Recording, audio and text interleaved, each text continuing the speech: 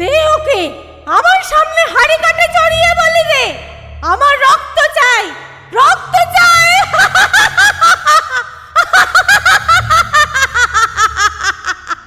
দেবীর রক্তের ওপর লোভেই যেন সারা প্রকৃতি শোঁ শোঁ শব্দে উদ্দাম তাণ্ডবে মেতে উঠেছিল।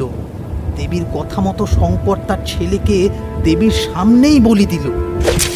হাড়ার আঘাতের সময় বা হাড়ি কাঠে শোয়ানোর সময় খোকাটি বোধহয় একবার কাঁদল, কিন্তু বাইরের প্রচণ্ড জল তুফানের আওয়াজে তার কান্না চাপা পড়ে গেল।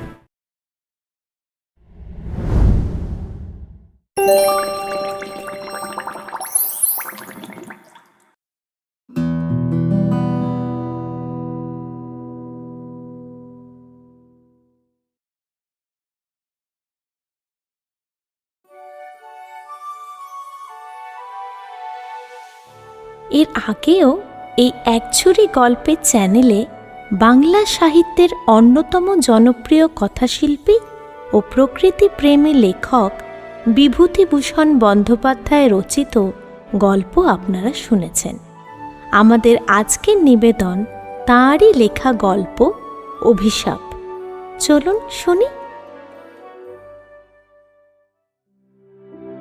গ্রীষ্মের ছুটি কাটাবো বলে আমার বন্ধু কমল হালদারের সাথে তার দেশের বাড়ি বেলডাঙায় গিয়েছিলাম। একদিন গঙ্গার পাড় ধরে বেড়াতে বেড়াতে আমি আর কমল পলাশপুরের চৌধুরী বাড়ির সামনে এসে পৌঁছালাম। গঙ্গার ওপর দিয়ে একজন মাঝি নৌকার পাল তুলে দিয়ে গান গাইতে গাইতে নৌকা বেয়ে যাচ্ছিল। তার ক্লান্ত কণ্ঠস্বর প্রকৃতির নিস্তব্ধতা ভেঙে দূর দূরান্ত থেকে কি এক অপূর্ব ভালো লাগা বয়ে নিয়ে আসছিল। আমি সবিস্ময়ে সেই ভগ্নপ্রায় জমিদার বাড়ির দিকে তাকিয়ে থাকতে থাকতে কমলকে জিজ্ঞাসা করলাম, হ্যাঁ রে, এই সেই প্রতাপ নারায়ণ চৌধুরীর বাড়ি? আমি তো বিশ্বাসই করতে পারছি না যে আমি স্বচক্ষে দুর্দণ্ড প্রতাপ জমিদার প্রতাপ নারায়ণ চৌধুরীর বাড়ি নিজের সামনে দেখছি। হ্যাঁ রে, এই হলো আমাদের পলাশপুরের সেই বিখ্যাত জমিদার বাড়ি। এর আনাচে কানাচে কত ভয়ঙ্কর ইতিহাস লুকিয়ে আছে, তার কোনো ঠিক নেই। আয়, গঙ্গার পাড়ে বসে এই জমিদার বাড়ির কিছু ঘটনা তোকে বলি। সন্ধ্যা এসে গিয়েছে তো, এই সময় এরকম গল্প জমবে দারুণ। কমলের কাছে গল্প শোনার আশা নিয়ে বসলাম গঙ্গার পাড়ে। নদীর ওপর দিয়ে নিজেদের বাসার দিকে উড়ে চলা পাখিদের কুজন আকাশ বাতাস মাতিয়ে তুলছিল। দিনান্তের পড়ন্ত আলো আকাশের পশ্চিম প্রান্তে তখন যাই যাই করে অপেক্ষা করছিল। গঙ্গার জলরাশি মনের মধ্যে প্রকৃতির এক অপূর্ব ছবি এঁকে দিচ্ছিল। নিবু নিবু সূর্যের ম্লান আলোতে আমি প্রতাপনারায়ণ চৌধুরীর প্রাসাদটার দিকে একবার চেয়ে দেখলাম। গঙ্গার তীরে অগণিত লতাপল্লবে ঘেরা প্রাসাদটা নিঃশব্দে দাঁড়িয়ে আছে, যদিও নদীর স্রোতের অবিরাম আঘাতে তার অনেকখানি ভেঙে নদীগর্ভে কোন অতল গহ্বরে তলিয়ে গেছে। অতীতের সাক্ষ্যস্বরূপ এখনও যেটুকু আমার চোখের সামনে দাঁড়িয়ে আছে তা হতগৌরব আর কঙ্কাল বিশেষ।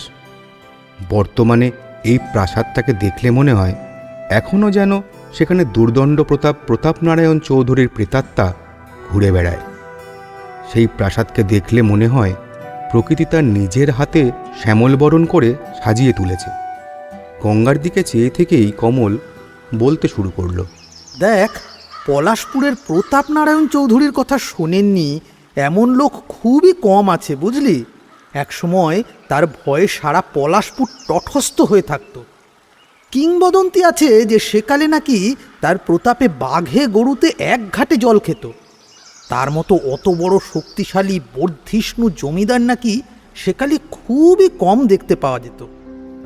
ইংরেজ রাজত্বের সূচনার দিন থেকে এই পলাশপুরের চৌধুরী বংশের উদ্ভব। ইংরেজ বাহাদুরকে সব সময় সাহায্য করার পুরস্কার হিসেবে ধূর্যটি নারায়ণ চৌধুরী নাকি এই পলাশপুরের জমিদারি পান। এই ধূর্যটি নারায়ণ চৌধুরী হলেন এখানকার চৌধুরী বংশের আদি পুরুষ। এনারই নাতি মানে বিজয় নারায়ণ চৌধুরী সিপাহী বিদ্রোহের সময় ব্যারাকপুরে বিদ্রোহ দমনে ইংরেজদের যথেষ্ট সাহায্য করেছিল। তারই চেষ্টায় ক্যাপ্টেন লরেন্স, তিনি নাকি সপরিবারে প্রাণে বাঁচতে পেরেছিলেন। যদিও এ কথা ইতিহাসে কোথাও পাবি না, কিন্তু তবুও একথা সেকালে সকলেই জানত। ক্যাপ্টেন লরেন্স নাকি বিজয় নারায়ণের কর্মকুশলতা দেখে তাকে একটা তলোয়ার উপহার দিয়েছিল, আর সেই তলোয়ার অনেক দিন ধরে চৌধুরী বাড়ির কোনো এক দেওয়ালে অতি যত্নে অতীতের গৌরবস্বরূপ টাঙানো ছিল। এতটা বলার পর কমল একটু থামল। ওর মুখের দিকে তাকিয়ে দেখলাম ও এক দৃষ্টিতে প্রাসাদটার দিকে তাকিয়ে আছে। তবে ওর চোখের মধ্যে কেমন যেন একটু ভয়, একটু আতঙ্ক দেখতে পেলাম। ওকে ওইভাবে তাকিয়ে থাকতে দেখে কিছুটা অস্বস্তি বোধ করছিলাম। ওকে ঠেলা মেরে বললাম, কী রে, বাকিটা বল, কি দেখছিস ওটার দিকে ওরমভাবে হাঁ করে তাকিয়ে? ও চটকা ভেঙে আবার বলতে আরম্ভ করলো, ও হ্যাঁ হ্যাঁ, বলছি শোন, আসলে এই বাড়িটার দুর্দশা দেখলে না এখন কথা হারিয়ে যায়। এখন এখানে আর কেউ থাকে না, বুঝলি? বিষাক্ত সাপ আর শিয়ালের আড্ডাখানা হয়ে গেছে এখন। হ্যাঁ, তা যা বলছিলাম, বুঝলি, আমার ঠান্ডাও লেগেছে খুব, জানিস তো। যাই হোক, বিজয় নারায়ণ চৌধুরীর ছেলে প্রতাপ নারায়ণ চৌধুরীর আমলে চৌধুরী বংশের গৌরব চরমে উঠেছিল। আবার সেই প্রতাপ নারায়ণের সময় থেকেই এই বংশের পতনও শুরু হয়। এই বংশের উত্থান পতন দেখলে মোগল সাম্রাজ্যের কথা মনে আসে।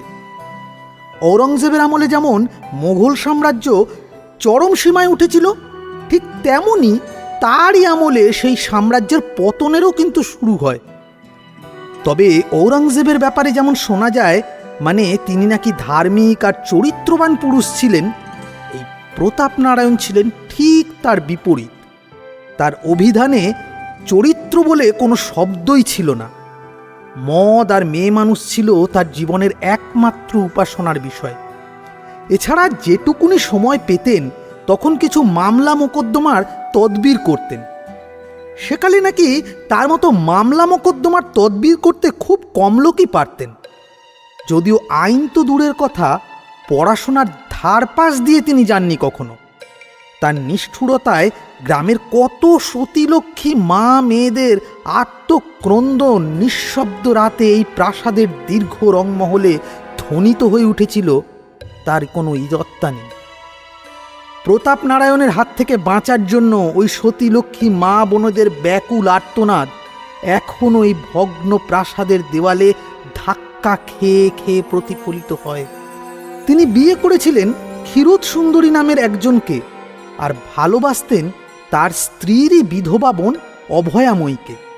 কিন্তু বাল্য বিধবা অভয়াময়ী প্রতাপ নারায়ণের প্রেমের জোয়ারে বিচলিত হয়ে আত্মীয় স্বজনের কাছে সম্মানহানি হওয়ার ভয়ে তাদের থেকে গোপনে থেকে অনেক দুঃখ আর যন্ত্রণা নিয়ে আত্মহত্যা করে। কিন্তু এতে আত্মহত্যা করার মতন কি ছিল? নিজের দিদির কাছে গিয়েই তো অভয়াময়ী নালিশ করতে পারত। সেকালে এই সব বিষয়ে কারুর কাছে নালিশ করে কোনো ফল পাওয়া যেত বলে আমার মনে হয় না। তাও আবার স্বয়ং জমিদার বাবুর বিরুদ্ধে কে কথা বলবে? তা ক্ষীরোদ সুন্দরী যতই জমিদারের স্ত্রী হোক না কেন। যাই হোক, অভয়াময়ীর মৃত্যুর পর প্রচণ্ড রাগে প্রতাপ নারায়ণ ক্ষীরোদ সুন্দরীর মুখ দর্শন করা বন্ধ করে দিলেন। এই অভাগা স্ত্রীটি তার 4 মাসের শিশুপুত্র মানে সূর্যনারায়ণ চৌধুরীকে নিয়ে স্বামীর দৃষ্টির আড়ালে জীবন কাটাতে শুরু করলেন।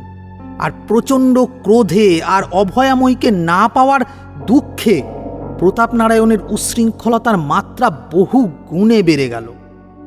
দিনের পর দিন, রাতের পর রাত তিনি বাইরের বাড়িতেই দিন কাটাতে লাগলেন। অভয়াময়ীর প্রতি তার প্রেম সমাজ যে মেনে নিল না, আর তাই অভয়াময়ীকে মরতে হলো, এই কথা মনে করে প্রতিশোধ নেওয়ার জন্য তিনি তার প্রজাদের শান্তির সংসারে আগুন লাগাতে শুরু করলেন। বাবা, সেকালের প্রেম যে এত ভয়ানক হতে পারে আগে তো জানতাম না। তবে আর বলছি কি তোকে, পুরোটা শুনলে বুঝবি কেন এত বড় প্রাসাদের আজ ওই কঙ্কালসার অবস্থা। অভিশাপ অভিশাপ, বুঝলি, অভিশাপ ওতেই সব শেষ করে দিল। আচ্ছা বল, এবার বাকিটা বল তো। গ্রামের কোনো গৃহস্থ বধূ বা গৃহকন্যা প্রতাপ নারায়ণের এই ক্ষুব্ধ দৃষ্টি থেকে নিজেদের রক্ষা করতে পারল না। গ্রামের সব মেয়ে বউদের সর্বনাশ করার কাজে মেতে উঠলেন তিনি। একজন কি দুজন অন্য কোথাও পালিয়ে গিয়ে এই সর্বনাশের হাত থেকে যদিও বা বেঁচেছিলেন, কিন্তু সবার দ্বারা এ সম্ভব হয়নি। শুনেছি একটা পাখি মারার বন্দুক কাঁধে নিয়ে তিনি নাকি গ্রামের রাস্তায় রাস্তায় হেঁটে বেড়াতেন, আর তার সাথে মুখোমুখি হয়ে যাওয়ার ভয়ে কোনো স্ত্রীলোক নাকি বাড়ির বাইরে বেরোতে সাহস করত না। তার সাথে থাকতো অন্ধ কালু সর্দার। অন্ধ হলে কি হবে, তার তীক্ষ্ণ বুদ্ধির ফলে প্রতাপ নারায়ণের এই বিকৃত যৌন ক্ষুধা মিটত। আসলে ইংরেজ রাজত্ব তখন সবে সবে শুরু হয়েছে ভারতবর্ষে, তাই এই রকম অপরাধের বিরুদ্ধে কোনো ধরা বাঁধা আইন ছিল না। জমিদার বাবুর লাঠিয়ালদের দৌলতে গ্রামের কারোর টু শব্দটি করার অবস্থা ছিল না। এই সবটাই হয়েছিল প্রতাপ নারায়ণের নারী জাতির ওপর ঘৃণা থেকে। তিনি মনে করতেন নারী জাতি নাকি নরকের কীট। বলতো, এখন যদি এইসব উনি করতেন তাহলে কি ওনার কোনো রক্ষা থাকতো? বর্ষাকালের একদিনে এই কানা কালু কোথা থেকে এক অচেনা স্ত্রীলোককে ধরে নিয়ে এলো জমিদার বাবুর জন্য। এই মহিলা পলাশপুর গ্রামেরই ছিলেন না। ওই বিরোহিণী স্ত্রীলোকটির কান্না আর চিৎকার অনবরত ঝরে পড়া বৃষ্টির আওয়াজের সাথে মিশে যাচ্ছিল। কিছু একটা হারিয়ে যাওয়ার ভয়ে যেন সারা বিশ্ব থমকে গিয়েছিল। প্রতাপ নারায়ণ তখন নিজের ঘরে বসে চোখে সুরমা লাগাচ্ছিলেন। তার ঘরের দরজার সামনে দাঁড়িয়ে কালু বলল, মহারাজ। ও কালু, তাকে নিয়ে এসেছিস? হ্যাঁ মহারাজ। ঠিক আছে, বিশ্রাম করতে বল। তা কত দূর থেকে ধরে আনলি?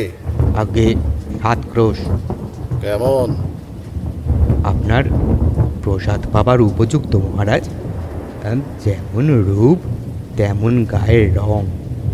এর আগে আপনি এরমটি পাননি, আমি হলপ করে বলতে পারি। আরামজাদা, মহারাজের ভোগ্য মেয়ে মানুষের সম্বন্ধে কিভাবে কথা বলতে হয় জানিস না? যা যা এখন এখান থেকে। প্রতাপ নারায়ণ তাড়াতাড়ি সাজগোজ সেরে প্রাসাদের ভিতরে প্রমোদ গৃহে গিয়ে উপস্থিত হলো। সেই অভাগিনী স্ত্রীটি তখন ওই ঘরের এক কোণে বসে কাঁদছিল। প্রতাপ নারায়ণের পায়ের শব্দ পেয়ে সে আঁতকে উঠল। তার জলে ভরা সুন্দর চোখ আর ভয়যুক্ত দেহ দেখে প্রতাপ নারায়ণের প্রাণে এক অসম্ভব উন্মাদনার সৃষ্টি হলো। তার কাছে প্রতাপ নারায়ণ জিজ্ঞাসা করলেন, তোমার নাম কি? কি হলো, উত্তর দিচ্ছ না যে? আজ তুমি আমার রানী। এই বিরাট প্রাসাদ, এই অতুল বৈভব সব তোমার। না না, আমি রানী হতে চাই না। দয়া করুন, দয়া করে আমাকে ভিখারি থাকতে দিন। আপনার দুটি পায়ে পড়ি, আমাকে আমার স্বামী পুত্রের কাছে ফিরে যেতে দিন। স্বামীর কাছে ফিরবে? হ্যাঁ, এ অসম্ভব। ভুলে যাও তোমার স্বামী পুত্রের কথা।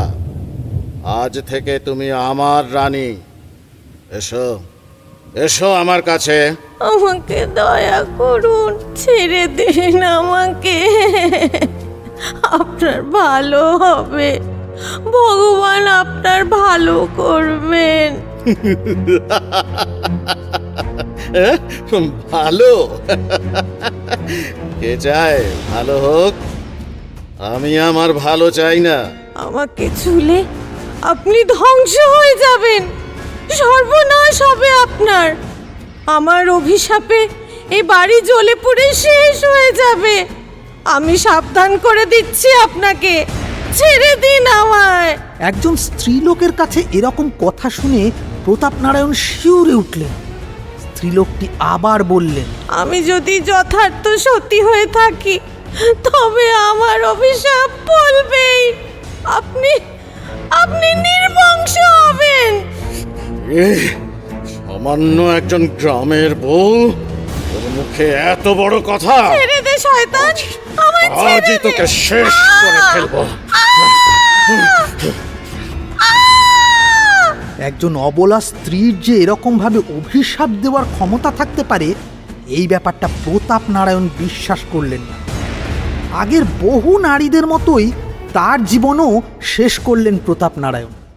তবে এই ছিল তার শেষ শিকার। তার পরের দিন থেকেই প্রাসাদে বিষাদের ছায়া নেমে এলো। ওই স্ত্রীলোকটি খাওয়া বন্ধ করে দিলেন।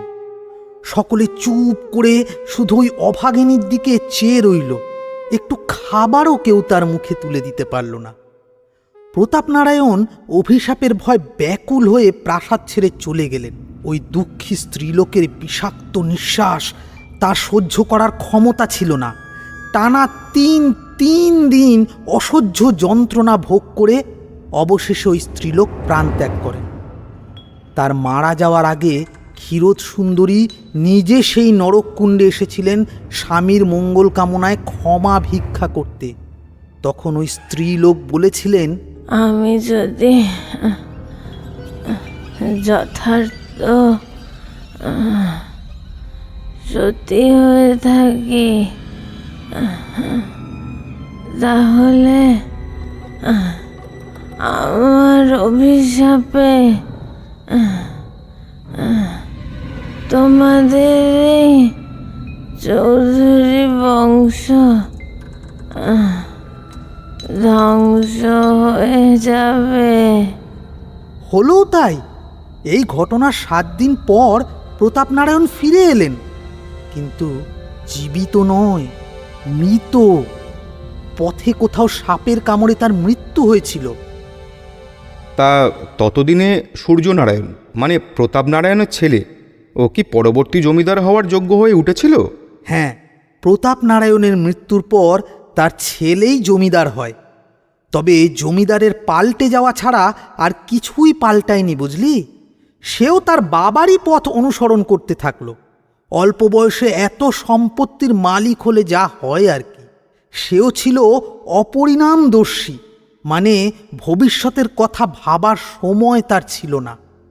তার কিছু মোসাহেবের সহায়তায় তার ক্ষয়ে যাওয়া সম্পত্তি সে ধীরে ধীরে আরও খোয়াতে শুরু করল। পরস্ত্রীর প্রতি লোভ তার ছিল না ঠিকই, কিন্তু তবে তার অন্য একটা নেশা ছিল। সেই নেশা হলো শহরাঞ্চলের থেকে বিখ্যাত বাইজি এনে জলসা বসানো। এই নেশার ফলে তিনি মুক্ত হস্তে টাকার শ্রাদ্ধ করতে থাকলেন।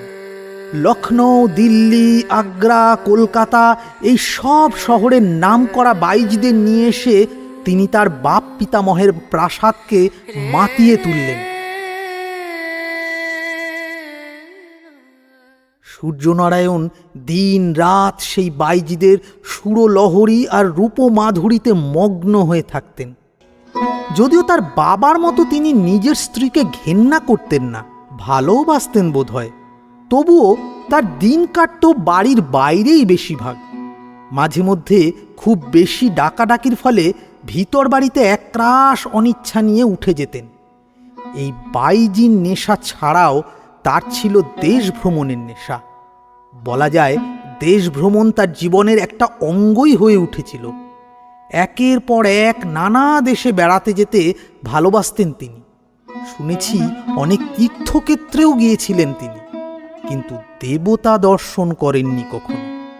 ওমা, সে কি? কেন? তীর্থক্ষেত্রে যখন যেতেনি, তাহলে দেবতার মুখ দর্শন না করার কি আছে? তিনি বলতেন, জীবনে তো অনেক পাপ করেছি, তাই এই পাপে পূর্ণ শরীরটা মন্দিরে নিয়ে গিয়ে আর মিথ্যে দেবভূমিকে কলুষিত করি কেন? এই রকমভাবেই দিন কেটে যাচ্ছিল সূর্যনারায়ণের। কিন্তু হঠাৎই তিনি অতি অসময়ে প্রাণ ত্যাগ করলেন। পরে জানা যায় ক্যান্সার হয়েছিল, কিন্তু তিনি তো চলে গেলেন। এদিকে যাওয়ার সময় তার নাবালক পুত্র শঙ্কর নারায়ণ চৌধুরীকে দেনার দায়ে ডুবিয়ে দিয়ে গেলেন। ভাবলেও অবাক লাগে, এক স্ত্রীলোকের অভিশাপে ধাপে ধাপে কিভাবে এত বড় চৌধুরী বংশ ধ্বংস হয়ে গেল। এই শঙ্কর নারায়ণ চৌধুরী যখন সাবালক হলেন, তখন তিনি এই বসত বাড়ি ছাড়া আর কোনো সম্পত্তি চোখে দেখতে পেলেন না। আয়ের পথ চারিদিক থেকে বন্ধ হয়ে গিয়েছিল প্রায়। বনেদি বংশের ধ্বংসাবশেষ নিয়ে চৌধুরী বংশ শেষ পর্যন্ত বিভীষিকার মতো দাঁড়িয়ে রইল। শঙ্কর নারায়ণ যে সুস্থভাবে সাবালক হয়ে উঠেছিলেন তা সম্ভব হয়েছিল একমাত্র গয়না বিক্রির টাকায়। তবে তিনি ছিলেন তার দাদু বা বাবার একদম বিপরীত প্রকৃতির একজন মানুষ। ইংরাজি শিক্ষার ধার না ধারলেও অবিচলিত চিত্তে সংস্কৃত চর্চা করতে লাগলেন। তার মধ্যে কেমন যেন ধর্মভাব জেগে উঠল। তিনি অল্প বয়সে ধার্মিকও হয়ে উঠলেন। সামাজিক আচার অনুষ্ঠানে তার প্রগাঢ় শ্রদ্ধা জন্ম নিল। তাদের গৃহদেবতা লক্ষ্মীনারায়ণের পূজায় তিনি ধীরে ধীরে আত্মনিয়োগ করলেন। খুব গম্ভীর প্রকৃতির মানুষ হওয়াতে তিনি কারুর সাথে খুব একটা বেশি কথা বলতেন না। এই প্রাসাদের 3 তলার ঘরেই বাস করতেন তিনি। বাড়ির বাইরে খুব একটা বেরোতেন না। গলায় রুদ্রাক্ষের মালা আর গায়ে গেরুয়া বসন পরে তিনি সন্ন্যাস জীবনযাপন করতে লাগলেন। অবশ্য শুনেছি তিনি নাকি খুব সুন্দর বেহালাও বাজাতেন। নিস্তব্ধ রাতে তার বেহালা থেকে বের হওয়া রাগরাগিনীর সুর ঠিক তার দাদুর হাতে বন্দী হওয়া বিরোহিণী নারীর আর্তনাদ আর কান্নার মতোই শোনাতো। ধীরে ধীরে ক্ষয় হয়ে আসা চৌধুরী বাড়ির গৃহলক্ষ্মী যেন ওই ভাষাতেই গুমড়িয়ে গুমড়িয়ে কেঁদে মরত। ওনার বিয়ে হয়নি বা সন্তানাদি ছিল না? উনিও বংশের ধারা বজায় রেখে অল্প বয়সেই বিয়ে করেন এবং অল্প বয়সে তার পুত্রও হয়েছিল। তার পূর্বপুরুষদের মতো তিনি তার স্ত্রীকে ঘৃণার চোখে দেখেননি ঠিকই, আবার ভালোবেসেছিলেন এ কথাও হলফ করে বলা যাবে না। স্ত্রীর প্রতি একজন স্বামীর যেটুকুনি দায়িত্ব ঠিক সেটুকুনি তিনি পালন করতেন। তার প্রায় সারা দিন গৃহদেবতার আরাধনায় কেটে যেত। তিনি প্রতিদিনই খুব শুদ্ধতার সাথে পুজো পাঠ করতেন, আবার অনেক গভীর রাতে পুজোয়ও বসতেন। চৌধুরী বংশ দিন দিন নিশ্চিহ্ন হয়ে যাচ্ছে বুঝতে পেরে তিনি শুকিয়েও যেতে থাকলেন ধীরে ধীরে। এবার তিনি প্রায় পাগলের মতো হয়ে গেলেন। এখন তার জীবনের একমাত্র কামনা হলো অর্থ চাই, বিত্ত চাই, ঐশ্বর্য চাই। দেবতার কাছে তার প্রার্থনা ছিল এই যে তিনি যেন চৌধুরী বংশের নষ্ট হয়ে যাওয়া সম্পদ আবারও ফিরিয়ে দেন। এর মধ্যে একদিন হলো কি, শঙ্কর নারায়ণ চৈত্র মাসের এক অমাবস্যায় স্বপ্নে দেখলেন গৃহদেবী চৌধুরী বংশ ত্যাগ করে চলে যাচ্ছেন। দেবীর অপূর্ব জ্যোতিতে বিশ্বভুবন আলোকিত। স্নিগ্ধ সুবাসে সব দিক ভরে উঠেছে। এই দৃশ্য দেখে শঙ্কর নারায়ণ দ্রুত পায়ে গিয়ে দেবীর পথ আটকে দাঁড়ালেন। তার বিষণ্ণ মুখ দেখে দেবী বললেন, পথ ছাড় বাছা, আমায় যেতে দে। মা, আমাদের এমনি করে ছেড়ে যাচ্ছ মা? প্রতিদিন উপোস করে তোমার পূজার আয়োজন করেছি মা, তবু তোমার ক্ষুধা দূর হয়নি? না, তে আমার ক্ষুধা দূর হয় না। আমি রক্ত চাই। দিবি দিবি আমাকে রক্ত দিবি? কার রক্ত মা? বলো বলো, তোমার ক্ষুধা নিবারণের জন্য কার রক্ত তোমার দরকার? তোর ছেলের রক্ত চাই আমার। বলিস কি, চৌধুরী বংশের গৃহদেবী এই কথা বললেন? শোন আগে সবটা। এতটা বলে দেবী অন্তর্হিত হলেন। অমনি শঙ্কর নারায়ণের ঘুম ভেঙে গেল। তিনি বিছানায় উঠে বসে কাঁদতে কাঁদতে দেবীর উদ্দেশ্যে বলতে লাগলেন, রাক্ষসী, এ কি পরীক্ষা তোর? একজন বাপের হাত থেকে তার সন্তানের রক্ত চাস? তখনও শঙ্কর নারায়ণের ঘরেই দেবীর সেই স্নিগ্ধ কোমল গন্ধটা ভেসে বেড়াচ্ছিল। তিনি বিচলিত হলেন না। তার কাছে চৌধুরী বংশের লুপ্ত গৌরব ফিরিয়ে আনা তার ছেলের থেকে অনেক বেশি মূল্যবান বলে মনে হলো। ঠিক আছে, তুমি যখন আমার সন্তানের রক্ত চাও তখন তাই হবে মা। শুধু তুমি এই অভাগাকে ত্যাগ করো না। তারপর তিনি ধীর পদক্ষেপে অতি সন্তর্পণে তাদের শোয়ার ঘরে এসে দাঁড়ালেন। তার স্ত্রী কল্যাণী তখন ঘুমোচ্ছিলেন, আর তার ছেলে ঘুমন্ত অবস্থায় মায়ের স্তন্যপান করছিল। শঙ্কর নারায়ণ খুব সন্তর্পণে খোকাকে মায়ের কোল থেকে ছিনিয়ে নিয়ে এলো। কল্যাণী সারাদিনের পরিশ্রমের ফলে অকাতরে ঘুমোচ্ছিলেন। তিনি কিচ্ছুটি টের পেলেন না, শুধু একবার পাশ ফিরে শুলেন। শঙ্কর খোকাকে পরম স্নেহে বুকের মধ্যে জড়িয়ে ঘরের বাইরে এসে উপস্থিত হলেন। খোকা তার বাবার হাতের মধ্যেই ঘুমোতে থাকল। এবার আস্তে আস্তে তিনি মন্দিরে গৃহদেবীর সামনে গিয়ে উপস্থিত হলেন। নাও মা, তোমার ক্ষুধা নিবারণের জন্য আমি আমার সন্তানকে নিয়ে এসেছি তোমার কাছে। ওর রক্তে যদি তোমার ক্ষুধা নিবৃত্তি হয় তাহলে নাও, ওর সমস্ত রক্ত আজ তোমার জন্যে রইল।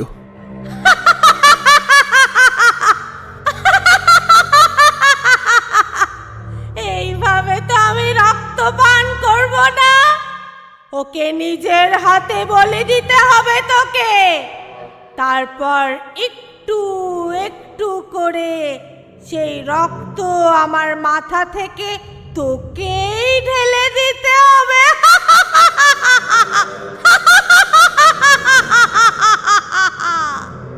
যেমন তুমি চাও মা, শুধু শুধু আমার বংশের মান আবার ফিরিয়ে দাও।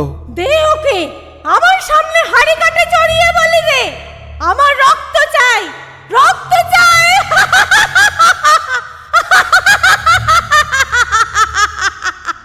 দেবীর রক্তের ওপর লোভেই যেন সারা প্রকৃতি শোঁ শোঁ শব্দে উদ্দাম তাণ্ডবে মেতে উঠেছিল। দেবীর কথা মতো শঙ্কর তার ছেলেকে দেবীর সামনেই বলি দিল। হাড়ার আঘাতের সময় বা হাড়ি কাঠে শোয়ানোর সময় খোকাটি বোধহয় একবার কাঁদল, কিন্তু বাইরের প্রচণ্ড জল তুফানের আওয়াজে তার কান্না চাপা পড়ে গেল। রক্তের ধারায় সারা ঘর ভরে গেল, আর সেই রক্ত শঙ্কর নারায়ণ দেবীর মাথা থেকে ঢালতে শুরু করলেন। ভয়ে বা সন্তান হারানোর বেদনায় তিনি কিন্তু মুষড়ে পড়লেন না। যজ্ঞের জন্য কিছু বালি রাখা ছিল, সেই বালি দিয়েই তিনি সারা রাত ধরে রক্তের দাগ মুছতে থাকলেন। ভোরে যখন কল্যাণীর ঘুম ভাঙল, সে দেখল খোকা তার পাশে নেই। সে উন্মাদিনীর মতো ছুটে তার স্বামীকে জিজ্ঞাসা করতে থাকলো, ওগো, খোকা কোথায় গেল? রাতে তো আমার পাশেই ছিল। খোকা গেল কোথায় তাহলে? কে নিয়ে নিল? কি গো, বলো না, উত্তর দিচ্ছ না কেন? কি হলো? কোথায় খোকা? শঙ্কর নারায়ণ কিন্তু কোনো উত্তর দিলেন না, চুপ করে রইলেন। বুদ্ধিমতী কল্যাণী ধীরে ধীরে সমস্ত বুঝতে পেরেছিলেন।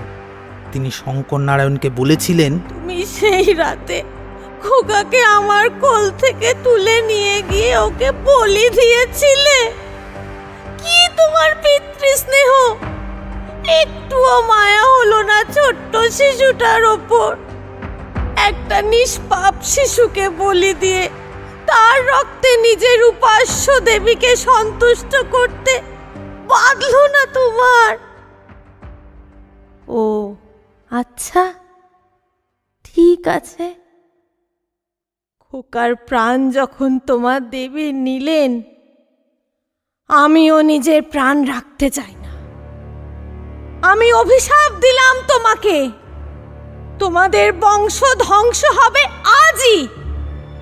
দেখি দেখি দেবী কতখানি সন্তুষ্ট হয়েছেন তোমার ওপর, যে আমার এই অভিশাপ থেকে তোমাকে আর তোমার বংশকে রক্ষা করবে। আজ থেকে আমি মুখে আর একটুও খাবার তুলব না।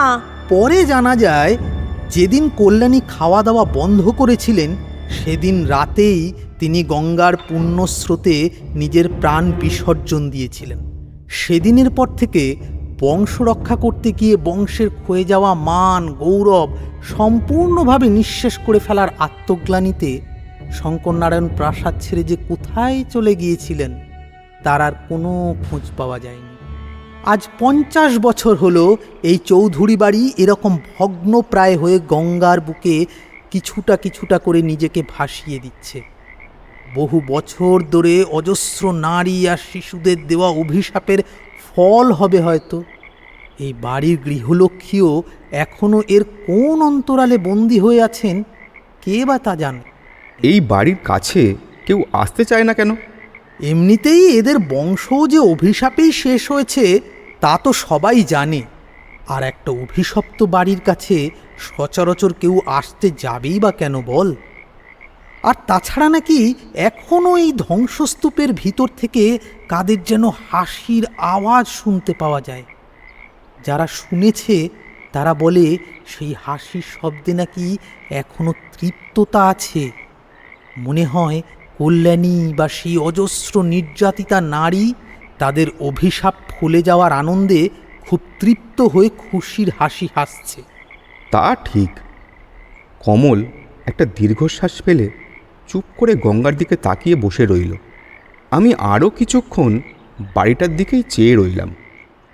কত অজানা ইতিহাস এরকম হাজারো ধ্বংসস্তূপের তলাতেই চাপা পড়ে থাকে। দেখলাম পাশে নিম গাছের ডালে একটা শকুন বাড়িটার দিকে তাকিয়ে আর্তকণ্ঠে চিৎকার করে যাচ্ছে।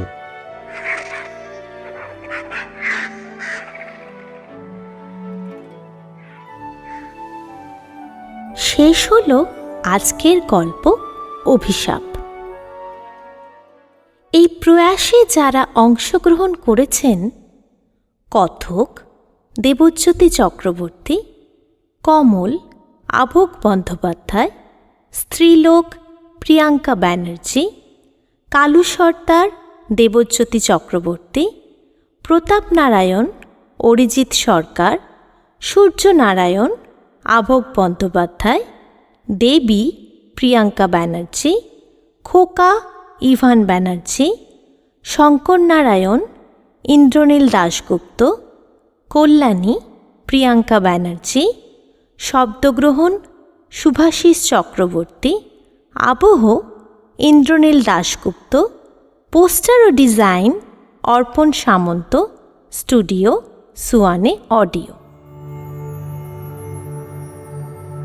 ওম হ্রিং ক্রিং চামুন্ডায় নমো। ওম হ্রিং ক্রিং চামুন্ডায় নমো।